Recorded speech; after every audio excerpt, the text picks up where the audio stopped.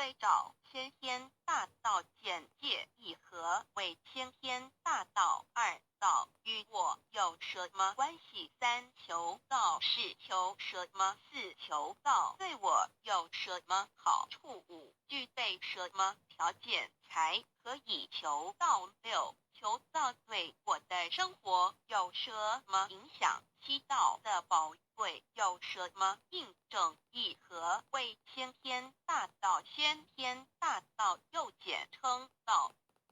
我们若仔细的去观察，心窍开悟之后，就可发觉宇宙间森罗万象皆是杂而有趣，而自然界万事万物的运转也都有一定的法则。这天地人是万物的真主宰，就是道。道乃在天地生成之前即已存在，故曰先天大道。道者理也，理就是真理。在天地人万物未生以前，道即已存在，而道能生天、生地、生人、生万物万类。在天地人万物毁灭之后，道不会毁灭。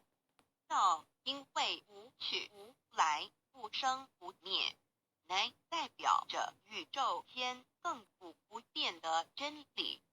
道的本体，也就是宇宙自然的本体，在混沌未看之初，宇宙间只是一团灵妙理，无天无地无人，也没有语言和文字，所以我们是无法以任何语言文字或思虑来形容它。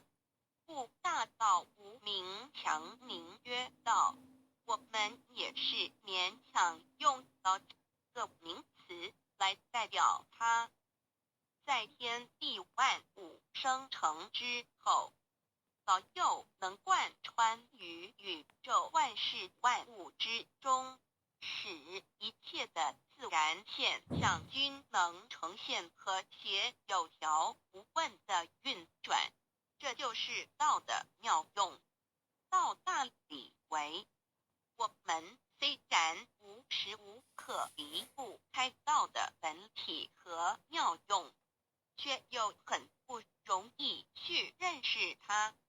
因此在2、3千年前，各教圣人应运出世，各化一方，针对当时天时地利及众生的根器，留下千经万典，传下诸多去恶从善的修持法门，同时也让芸芸众生认识了冥冥中宇宙万事万物均有一个真正的主宰，或称为上帝，或称为造化，或称为天主。